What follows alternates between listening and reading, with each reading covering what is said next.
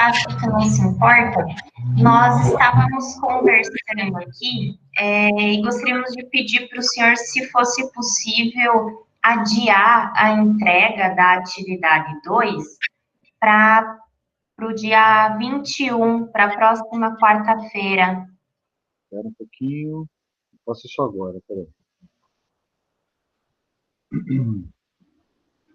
Mas, de todo modo, eu queria começar a falar sobre a atividade 3, para a gente não atrasar muito, tá?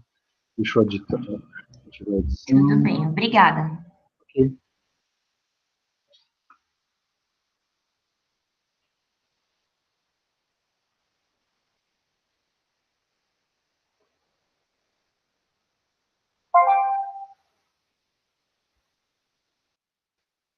Então, para o dia 21, certo? Isso. Ok.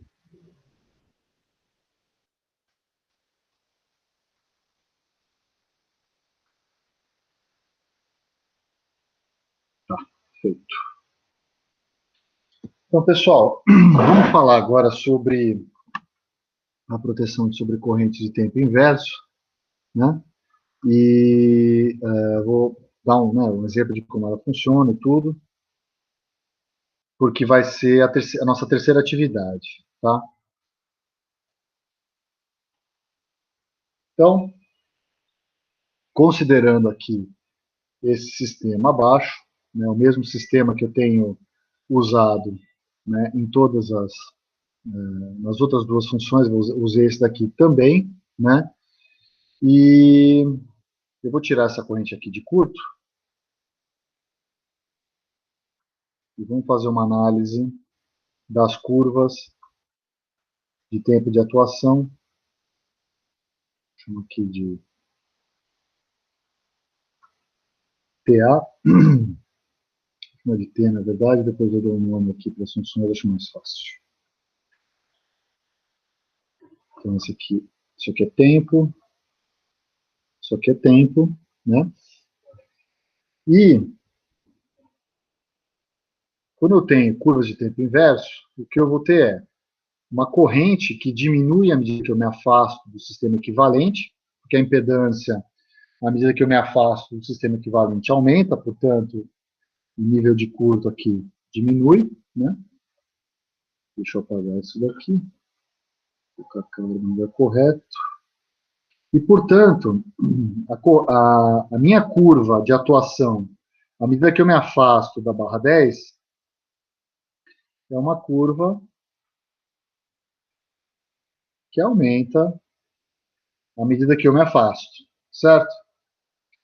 Para eu ajustar essa curva e, ao mesmo tempo, fazer com que essa curva forneça a produção de retaguarda para o relé da barra 20, eu preciso ajustar uma curva para o relé da barra 20 que, para curtos-circuitos que são solidários, né, quer dizer, são vistos pelos mesmos dois relés, o tempo de atuação do relé 20 seja menor que o tempo de atuação do relé 10. Quanto menor, o tanto necessário para que eu solicite a abertura do disjuntor associado ao relé da barra 20, sem que o relé da barra 10 solicite a abertura do seu disjuntor equivalente. Então, eu vou ter uma curva do relé da barra 20. Vou até copiar que é mais fácil, estou desenhando aqui.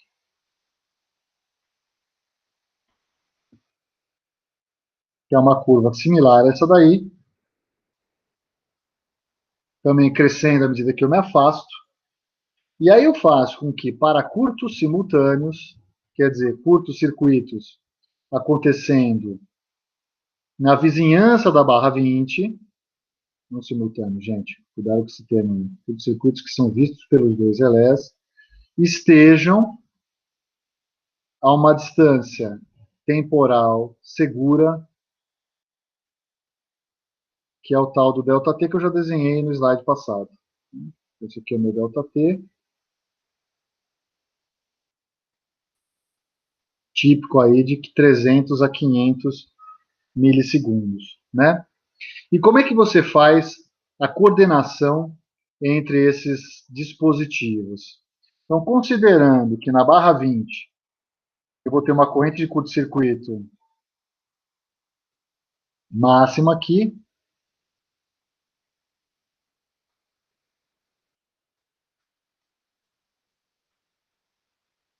A coordenação entre o tempo de atuação do relé R10 e do relé R20 é tal que o tempo de atuação do relé 10 para a corrente de curto-circuito máxima na barra 20 tem que ser igual ao tempo de atuação do relé 20 para a mesma corrente de curto-circuito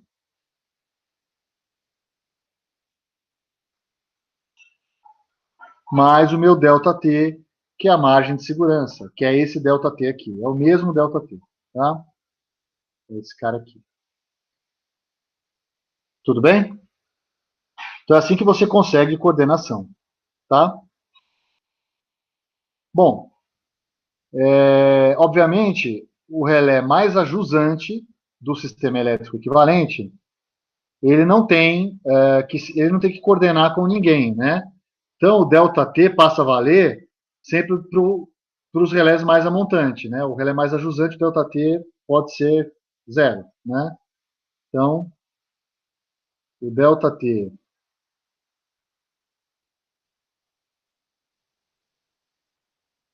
para o último relé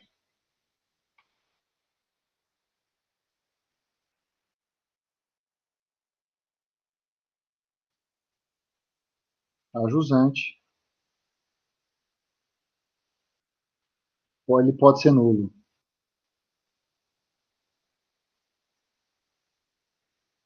Tudo bem?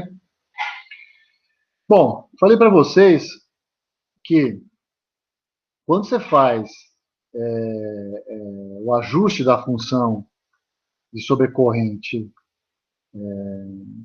de tempo inverso, né, a primeira coisa que você faz é a corrente de picape, né? Então, a corrente de picape é da mesma forma que eu já mostrei para função de sobrecorrente temporizada de tempo definido, né? E depois o que você faz é escolher a família de curvas que descreve a resposta de tempo de atuação em função da corrente que circula pelo IED, na verdade pelo TC, né? E dentro da família de curvas, você vai escolher o tipo de curva dentro da família que é mais adequado para o seu sistema. Então, são curvas inversas. Então, quanto mais inversa for a curva, melhor ela é para sistemas que têm baixa impedância entre os trechos, né? Então, para sistemas onde você tem baixa impedância entre os trechos, fica mais difícil diferenciar a corrente de falta. Então, você usa curvas mais inversas. Para sistemas que você tem impedância entre os trechos mais elevadas, você usa curvas menos inversas. São todas curvas inversas, obviamente, mas você vai usar mais ou menos em função do tipo de sistema que você tem, tá?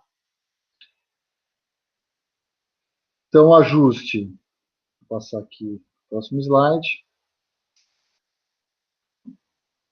Então, ajuste da corrente de picape.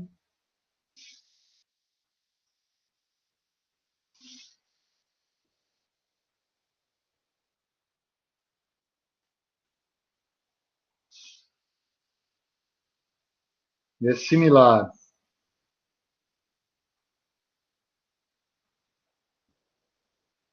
àquele apresentado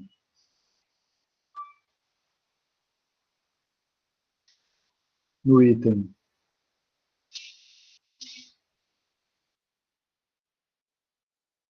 2.1.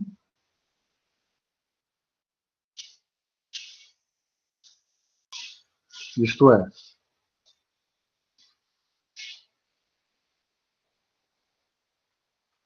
vamos copiar aquilo lá. Isso aqui.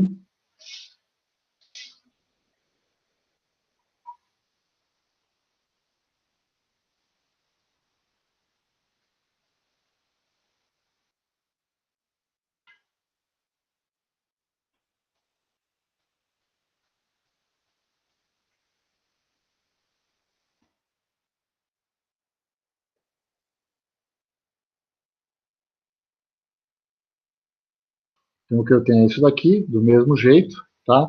Agora, é claro que a corrente, como eu já falei para vocês, essa corrente aqui é a corrente que você pretende prover retaguarda, tá? Não necessariamente precisa ser, você precisa prover retaguarda para toda a sua rede. Na verdade, existem situações que isso se torna impraticável, tá? Principalmente em redes de distribuição muito ramificadas, né? Que exigem, inclusive, a instalação de chaves religadoras ao longo do seu ramal principal. Tudo bem? Então, a seleção, em primeiro lugar, você faz, né, então, o ajuste da corrente de picape. Depois você faz a escolha da família de curvas.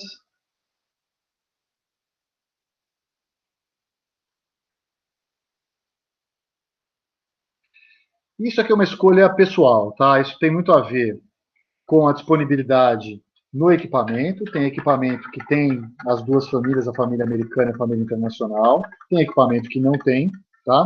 Mas a primeira coisa que você faz é escolher a família. Tem equipamento que oferece também curvas personalizadas, tá? Então, por exemplo, o equipamento de um certo fabricante reproduz fielmente a curva do relé de sobrecorrente eletromecânico que ele tinha anos atrás. Tá? Ele oferece essa possibilidade. Isso facilita a coordenação se você não for substituir toda a proteção, por exemplo. Né? Eu escolhi a família de curvas. Isso aqui fica a critério do engenheiro.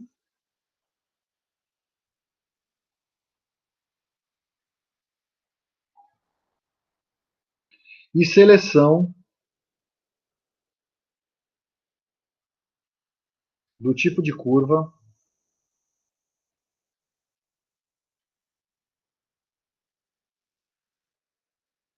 dentro da família.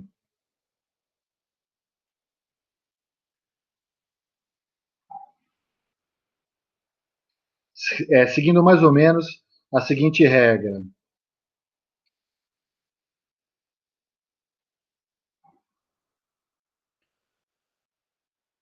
Trechos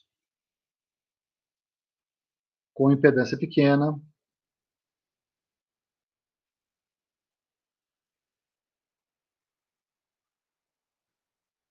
requerem curvas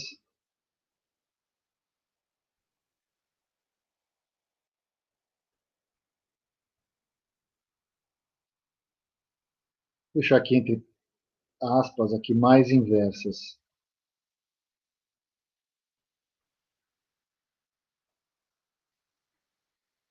Daí, por último, você faz o ajuste para respeitar aquela equação que eu mostrei. Tá?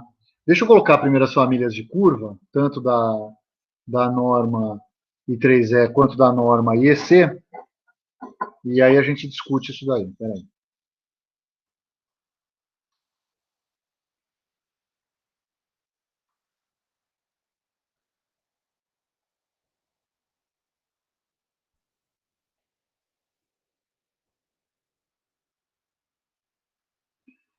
Então, na norma I3E, que é a norma ANSI, né, muito da norma ANSI que diz respeito ao setor elétrico é feito pela I3E. Tá? Então, o tempo de atuação dado por essa norma, em função da corrente I, é igual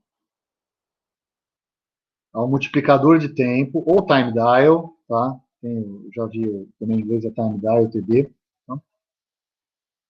É que eu já usei TD por tempo definido, então não vou usar de novo. Vezes A sobre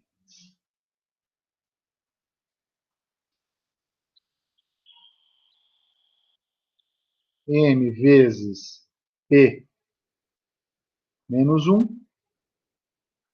mais B. Tá? Isso aqui é a norma I3E. A escolha da família é a escolha dessa fórmula que define a curva. A escolha do tipo de curva dentro da família é aquela que define os parâmetros A, P e B. O M é a corrente sobre a corrente de picape, que eu já mostrei, isso aqui não muda, tá? E o multiplicador de tempo é aquilo que você ajusta para fazer coordenação. Então, isso aqui é o ajustável da coordenação.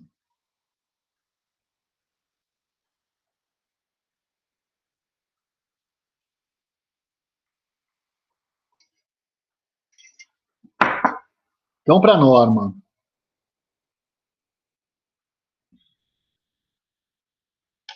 de 3E, eu vou ter parâmetros, que são os parâmetros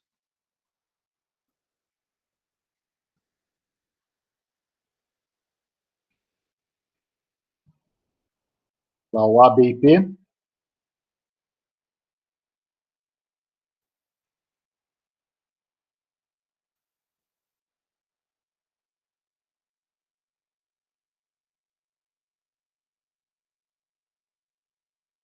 Aí eu tenho o tipo de curva,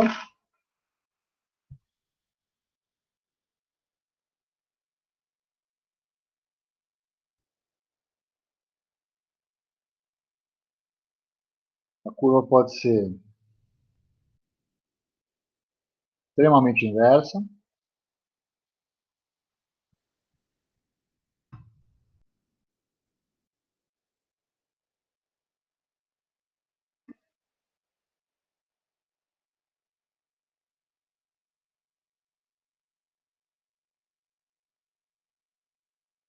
muito inversa, ou moderadamente. Em cada um dos casos, eu tenho os seguintes valores.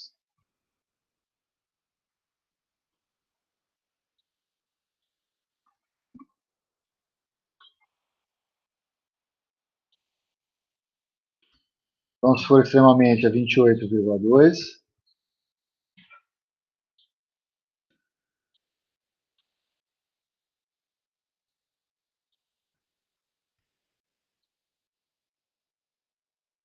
O B, 0,1217.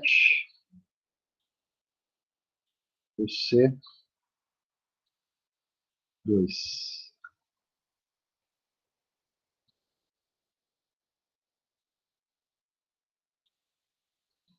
Se for muita, é 19,61, 0,491 e 2. Se for moderadamente,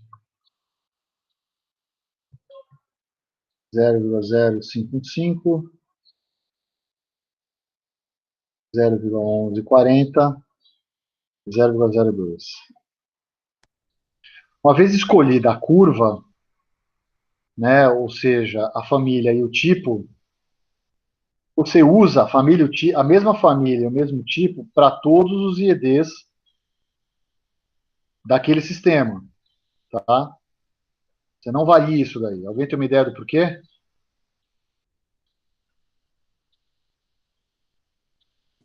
É porque atrapalha a seletividade?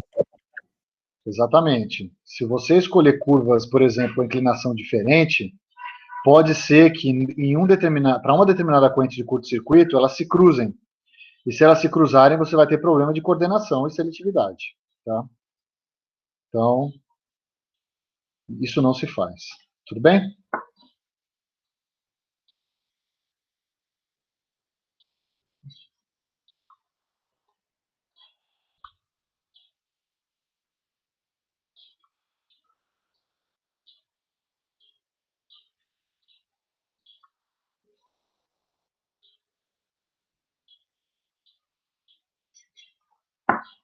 Vamos falar da norma IEC.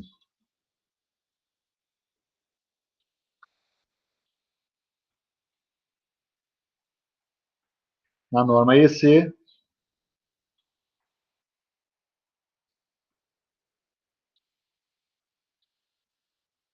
a curva é tempo de atuação para a corrente I, é um multiplicador de tempo também ajustável, que multiplica K sobre M elevado a E menos 1. Tá? Então, esse cara aqui, como eu já falei no slide anterior, é o sujeito que você ajusta para garantir coordenação.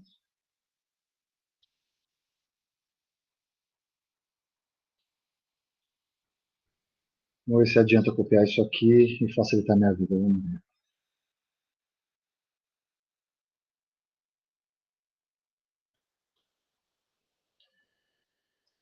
A única diferença é que, no caso da norma EC, eu tenho 4 curvas diferentes dentro da família.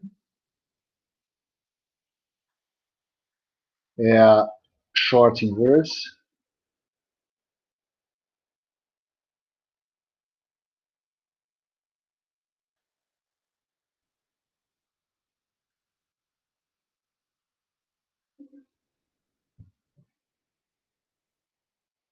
Aí eu tenho A, B, C. Tá?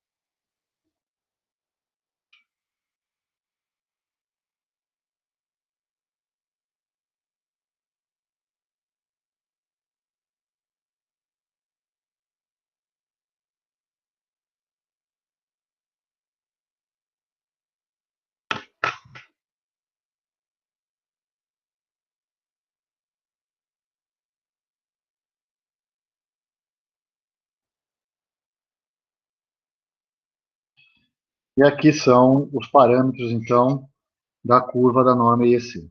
Tá?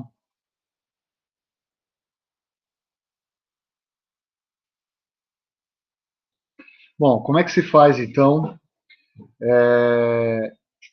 o ajuste? Você vai lá, escolhe a corrente de picape, escolhe a família de curvas e o tipo de curva dentro da família, calcula o tempo de atuação para a corrente máxima na barra do relé mais a jusante e volta para trás, acrescentando para cada ponto comum de curto-circuito da corrente máxima da barra a coordenação entre os relés, indo em direção ao montante, sempre somando ΔT. E aí você sabe o MT que você deve utilizar. Então, escolhida o tipo de curva e a família, e de picape, você tem toda essa parcela aqui da norma, seja norma IEC, ou toda essa parcela aqui da norma I3E. Falta só o MT para ajustar a temporização de modo que você respeite essa equação aqui, essa equação que você precisa respeitar. Tá? Essa daqui, ó.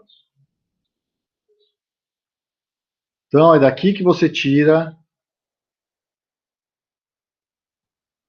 o MT, multiplicador de tempo.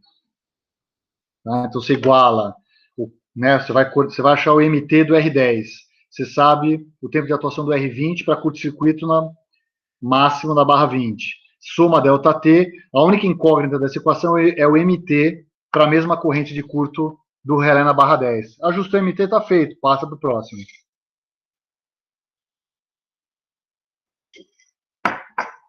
Dúvidas, pessoal?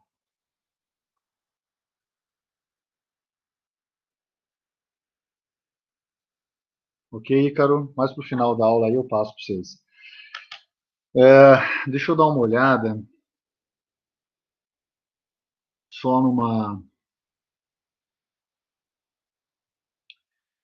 se tem aqui, que eu queria passar para vocês o trabalho a fazer.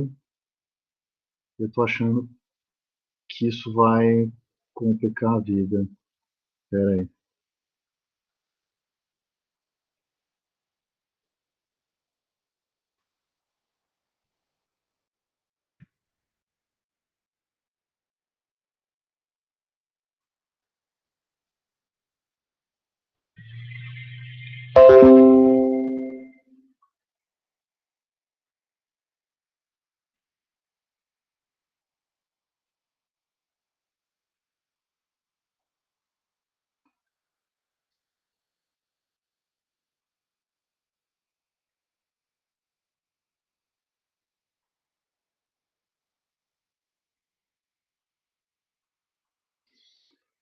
Tá, eu vou fazer isso daí. Deixa eu falar sobre nossa atividade, acho melhor. Isso aqui eu tenho aqui na primeira página.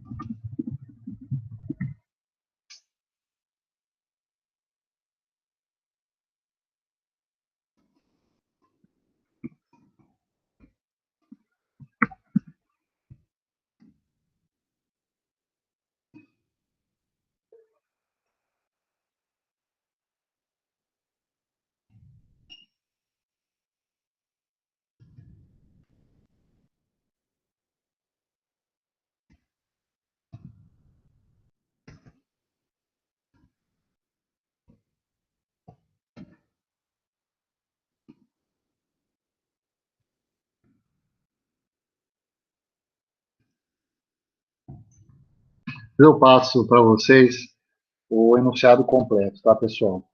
Então, o que vocês vão fazer na atividade 3? Vocês vão implementar uma função de sobrecorrente de tempo inverso com os ajustes de picape, família e tipo de curva e o multiplicador de tempo. Tá? Essa função vai ser implementada em MATLAB Octave e a gente vai testar depois. Quer dizer, além de vocês implementarem essa função, vocês vão ter que fazer o ajuste para um determinado problema específico, tá? Depois a gente trata sobre isso. Fazer o ajuste não é tão complicado, então fazer o ajuste depois e testar são coisas que a gente vai fazer. Tá?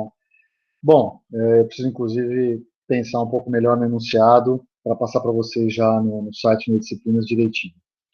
Então eu queria mostrar para vocês um pouco aqui de um template que eu fiz em MATLAB para vocês terem uma ideia do que eu estou esperando.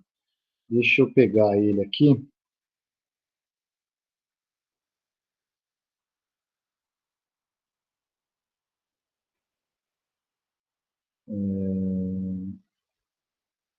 Vou colocar na tela para vocês enxergarem. Peraí.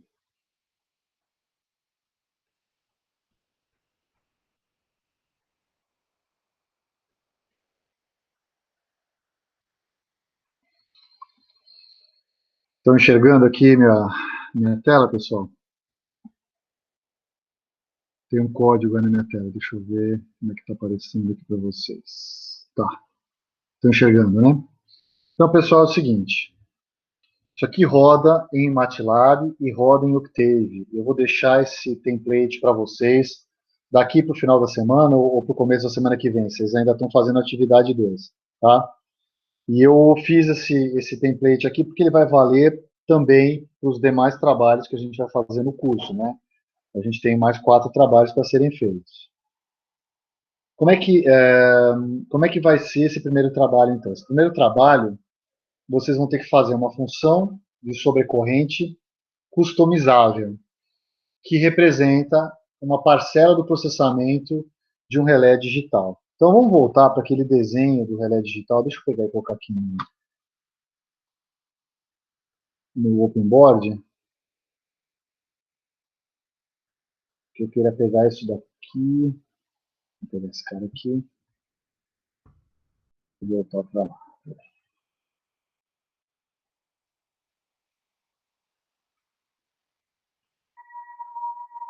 Então, vamos lá. Eu estou emulando em MATLAB o Parro que teve, né? Dá para fazer nos dois, não precisa ter o MATLAB instalado, tá? Inclusive, a versão que eu fiz aqui, ela roda no Octave. Depois eu vou mostrar por que ela roda no Octave. No MATLAB tem que retirar uma instrução ali. De modo geral, eu não vou usar nenhuma função específica do MATLAB e não quero que vocês usem também, tá? Mas eu vou passar isso aí para vocês. Então, como é que funciona aqui? A gente tem, no IED, um sistema de entrada, de entradas analógicas, tá? Eu vou emular isso aqui no código. Depois a gente tem o sinal digitalizado, já, né? E o filtro digital, que tem as funções de proteção aqui dentro. E mais a lógica do relé, que é a lógica de trip, tá? A entrada analógica, a gente, obviamente, não vai ter dados analógicos para testar. Então, eu vou fornecer para vocês dados de simulação. Eu vou simular o sistema e vou fornecer esses dados para vocês, para que vocês possam testar as funções que vocês produziram. Então, além de fazer o ajuste, além de fazer o projeto da função, vocês vão ter que fazer o ajuste também, tá? Da função de sobrecorrente, do jeito que eu expliquei aqui, tá? Bom, então, olhando aqui para o template, toda vez que eu começo um caso novo no MATLAB ou no Octave, eu mando limpar o command window, né, a área de trabalho do MATLAB. Porque se sobrar alguma variável com algum nome ali, você pode estar usando o dado que você achava que estava correto, mas não está. Então, clear all e close all, na verdade, vai fazer o contrário. Close all depois do clear all, né? Eu deveria usar um close all aqui também, antes de mais nada. Fechar todos os ponteiros, fechar todas as figuras e limpar o ambiente do MATLAB, né? Aí vocês vão ter um caso de simulação que é um arquivo de entrada no formato MATLAB. Ele tem esse formato aqui que eu estou mostrando para vocês. É uma matriz com N linhas e M colunas. O número de linhas e colunas tem a ver com o número de amostras e o número de ciclos de o número de amostras por ciclo, o número de ciclos de simulação, e o número de colunas tem a ver com o número de sinais amostrados. Uma função de sobrecorrente, ela é implementada por fase, e mais a corrente de sequência negativa e corrente de sequência zero se você for fazer isso daí. Mas você precisa da medição nas 3 fases, porque você pode sintetizar a corrente de sequência zero fazendo a soma das 3 fases, você pode sintetizar a corrente de sequência negativa depois de calcular os fasores, tá? Então, vocês vão ter um arquivo como esse de entrada de dados, explicadinho o que é cada coluna do arquivo, tá? Bom, aí vocês atribuem a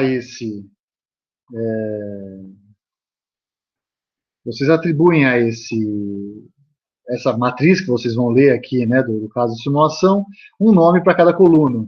No meu caso, no caso aqui, na verdade, era uma produção diferencial que eu estava fazendo. Então, eu estou só mostrando para vocês que a primeira coluna daquela matriz, né, da variável matriz que está dentro desse arquivo, é tempo. A segunda coluna são as 3 correntes do terminal local, e na segunda, terceira e quarta, quinta, sexta e sétima são as 3 colunas das 3 correntes do terminal remoto.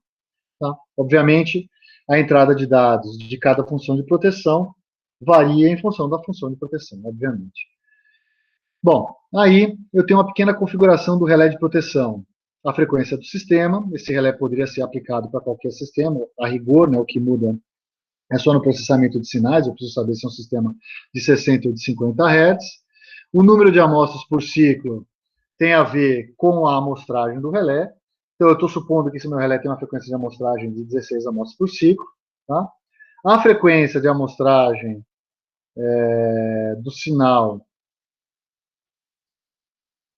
ela vai ser simplesmente a multiplicação do número de amostras por ciclo pelo 60, né, que vai dar 160 Hz, e o período de amostragem é o inverso disso. Eu fiz um relé real. Então, o relé real ele não armazena infinitamente os sinais. Né? Isso aqui é como se fossem os sinais analógicos. Obviamente, eles não são aquisitados sincronamente. Isso aqui é como se eu tivesse já feito a aquisição. Na vida real não é assim. Né? Mas, na vida, dentro do relé, eu tenho, né, posições de memória para armazenar correntes e tensões. Nesse caso, o relé diferencial. Então, eu estou armazenando correntes. Né? E aqui são as amostras que eu vou armazenar. E eu vou armazenar num buffer circular. Tá? Então, esse buffer circular é configurável. Eu consigo armazenar um número inteiro de ciclos dentro do buffer. Tá? Se eu sei quantas amostras eu tenho por ciclo, eu sei qual é o tamanho total desse buffer aqui em número de amostras. Aí eu simplesmente crio vetores já como se eu estivesse reservando posições de memória dentro do IED. Né? Você faz isso na maioria das linguagens de programação que são sérias, são para esse tipo de aplicação. Tá? Bom, aí eu fiz uma filtragem analógica do meu sinal, tá?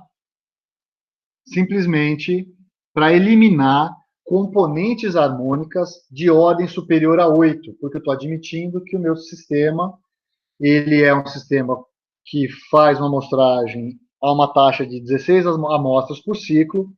Então, para eu respeitar o critério de Nyquist, significa que eu consigo representar bem até a oitava harmônica, né, até 480 Hz. Portanto, né, se eu não filtrar esse sinal para eliminar componentes de ordem de frequência superior, eu vou ter o problema de janelamento, né, o erro de aliasing. Então, eu estou filtrando essas harmônicas aqui. Tá? Isso aqui é aquela parte de sistema de entrada analógica. Tá? Na verdade, a bufferização, a amostragem, a filtragem e a digitalização. Tudo isso é feito aqui. Tá? Então, eu tenho o filtro aqui. Aplico o filtro no sinal. Estou aplicando o filtro no sinal original aqui. O sinal original ele é um sinal de 32 amostras por ciclo. Né? Então, depois eu vou amostrar esse sinal, vou pegar uma amostra a cada 2. É por isso que eu fiz isso. Tá? Eu estou rodando um for que pega o tamanho total da minha janela de amostras, em todas as amostras ali dentro, e estou reamostrando. Isso aqui é como se fosse o processo de amostragem do relé. Só que o processo de amostragem acontece sincronamente, quer dizer, a cada milissegundo, num sistema de 16 amostras por ciclo, eu paro tudo que eu estou fazendo, faço a amostragem, efetuo os cálculos, verifico se eu tenho que dar trip ou não e continuo o processamento. Tá? Eu não tenho como fazer isso aqui dentro do MATLAB, a menos que eu fizesse uma simulação conjunta com o Simulink, mas eu não quero exigir que vocês usem o MATLAB e, portanto, a gente não vai fazer simulação conjunta com o Simulink. Tá? Eu vou fornecer para vocês os casos do Simulink que eu vou usar para gerar os sinais de corrente e tensão daqui para frente no nosso curso. Mas não é obrigatório vocês usarem, tá? Tá ali a título de complementação do conteúdo, caso vocês tenham acesso ao MATLAB. Bom, como é que é o processamento dentro do relé? Isso aqui é tudo configuração, exceto isso daqui, ó, tá? Isso aqui não é configuração, isso aqui não é configuração, isso aqui é filtragem. Tá, mas o relé, ele tem, no processamento digital dele, ele tem um while infinito. É um negócio que fica rodando lá infinitamente até você mandar o relé desligar. Então, na verdade, tem um while 1 aqui. Na verdade, eu não posso fazer isso, por quê? Porque eu estou rodando, né, esse while da amostra 1 até a amostra final daquela minha janela de dados que vem da simulação. Se a minha simulação tem 10 ciclos, eu tenho 16 amostras por ciclo, eu tenho 160 amostras, eu não tenho mais do que isso. Eu tenho que fazer um while que vai rodar 160 vezes. Tá? E aí, o que eu vou fazer? Eu vou armazenar as amostras no buffer, né? E eu fiz um buffer circular. Como é que você armazena as amostras no buffer? Simplesmente você armazena essas amostras sequencialmente no buffer. O problema é que depois que você enche o buffer, você tem que apagar essas amostras. Então, eu vou armazenando da amostra 1 até a amostra imaginar que o buffer tenha 100 posições, né? Então, eu armazenei, foi armazenando a amostra 1 na posição 1, a amostra 2 na posição 2, a amostra 3 na posição 3 e por aí vai.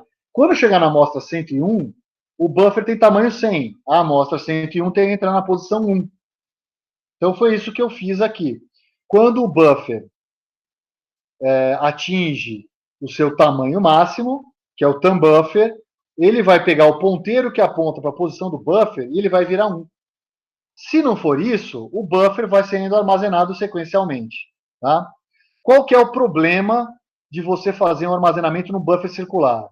O problema é que, para calcular qualquer coisa com as funções de proteção que a gente conhece hoje, a gente precisa fazer um cálculo de Fourier, ou seja, eu preciso calcular os fasores, né, dos sinais de interesse. Tá?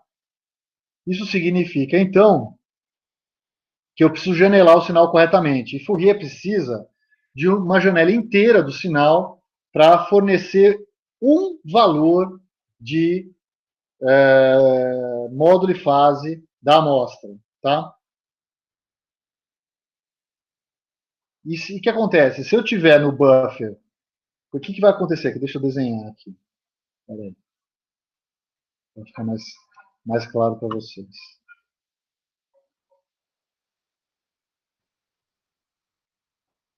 Então vamos lá. Eu tenho um buffer, né? Começa da posição 1 e vai lá até a posição 100. A posição 1 está aqui, a posição 2 está aqui, a posição 3 está aqui. E aí eu tenho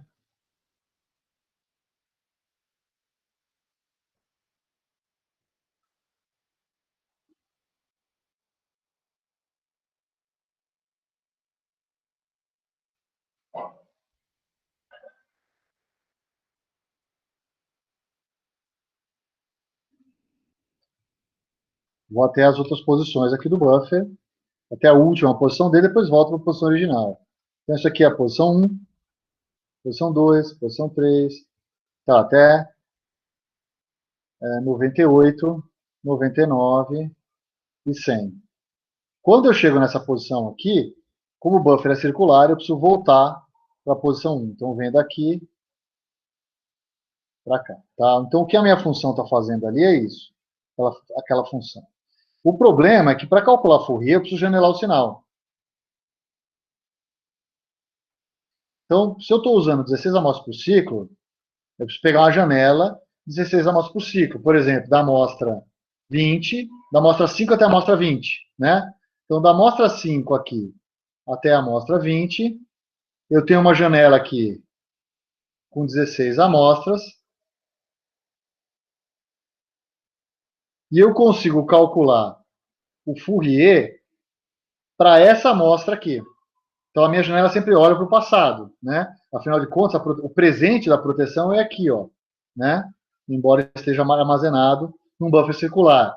Então, eu estou na amostra 21 é 21, 22 é 22, chegou na amostra 100, o presente é a amostra 100. Quando chega na amostra 101, o presente é 101, mas na posição do buffer eu estou em 1. Então, o que acontece? Se eu tivesse que pegar 16 amostras do 1 para trás, eu tenho que pegar 1, 100, 99, 98, até a amostra de número 86, se não me engano, né? Se eu fiz certo. 86 até 100 é 15, mais 1 é 16, tá certo. E aí o que acontece? Eu preciso ter esse cuidado, que é o que eu estou fazendo na hora que eu faço essa brincadeira aqui, para calcular o Fourier. Tá? A função de Fourier, deixa eu ver se eu tenho ela aqui, para passar para vocês. Espera só um pouquinho.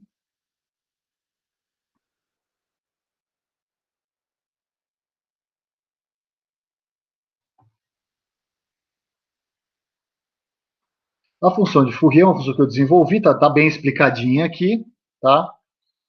Então, ela calcula a parte real e parte imaginária de amostras que são passadas como argumento da função. Então, eu passo o vetor de amostras, a késima amostra, a frequência de amostragem, que seria, por exemplo, 960 Hz, e a frequência da rede. E ele me fornece de retorno uma estrutura de dados, onde eu tenho o valor de pico, o valor eficaz, a fase em radianos, a fase em graus e o número complexo que descreve o fasor.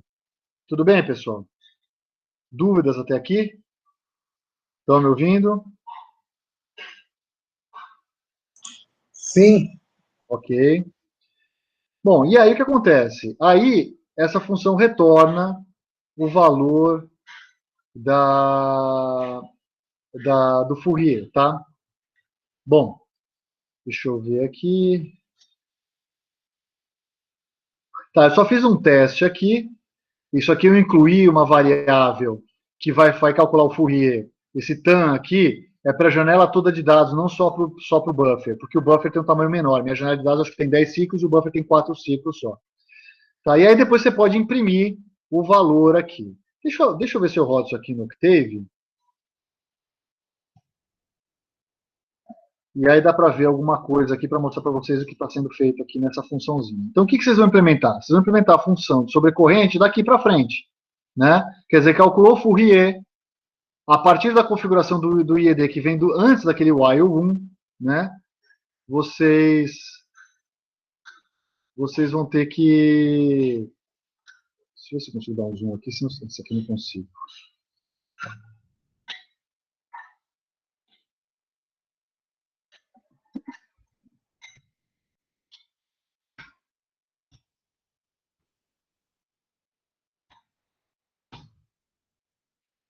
Eu consigo dar zoom. Então vamos rodar esse cara aqui. Eu vou rodar ele direto aqui de dentro. Se o Octave não está reclamando. Ah, peraí que eu não tenho a função Fourier dentro. Deixa eu copiar ela dentro do temp. Agora eu consigo rodar. E eu vou passar as duas para vocês. Rodou isso daí. Deve estar imprimindo aqui. Pessoal, então olha isso aqui, tá? Então isso aqui é um sinal de sobrecorrente num sistema de 500 kV, no valor secundário do TC aqui, tá? O valor em vermelho é o valor do sinal temporal e o verde aqui é o módulo e fase é o módulo, desculpa, da corrente, tá? Calculado usando o algoritmo de Fourier. Aqui é só o valor, desculpa, aqui é o valor de pico, tá? O valor eficaz é o valor de pico sobre raiz de 2, ele dá um pouquinho menor. Eu posso até imprimir isso daí. Deixa eu ver aqui, plot, deixa eu pôr o nome que eu dei. Lembrando aqui.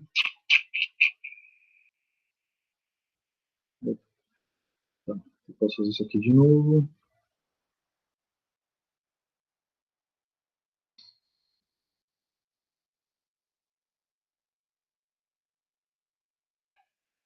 Vou tirar o de 2, multiplicando isso daí, que aí eu tenho o valor eficaz. O azul aqui é valor eficaz, o verde é valor de pico, tá? Então, o que faz esse template para vocês aqui? Essencialmente, ele pega uma simulação que eu vou fornecer para vocês, devo deixar isso pronto para a semana que vem. Eu vou passar para vocês os dados do sistema, né? Então, cada grupo vai ter um sistema diferente, um pouquinho diferente, mas é um sistema mais ou menos como aquele de 3 barras. Aquele sistema de 3 barras vai ter os valores de corrente, de curto-circuito, de corrente máxima e mínima. Isso já entrego para vocês. E eu vou gerar as simulações para vocês usarem como input. Antes, a configuração do relé de proteção, ou seja, o tipo de curva, os ajustes da curva, etc., todos eles vêm aqui na entrada do relé. Entrou no while, não tem mais ajuste nenhum. O while é processamento, tá? Ou seja, entrou aqui dentro, não tem nenhum tipo de ajuste do relé que você vai fazer. Tudo tem que acontecer aqui fora. Fez o ajuste, a gente vai simular a proteção. A minha ideia é fornecer sinais de curto-circuito e vocês vão ter que testar a coordenação de três funções sobre a corrente de tempo inverso. Uma na barra 10, uma na barra 20 e uma na barra 30. E me dizer se houve coordenação ou se não houve coordenação. Obviamente, eu pretendo não dizer aonde foi simulado o curto-circuito para os casos de simulação que eu vou fornecer para vocês. Tá? Ainda preciso pensar a respeito disso.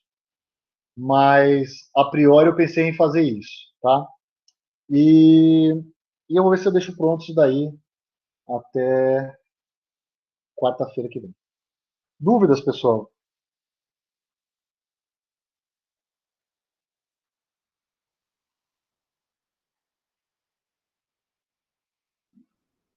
Então, deixa eu parar a gravação.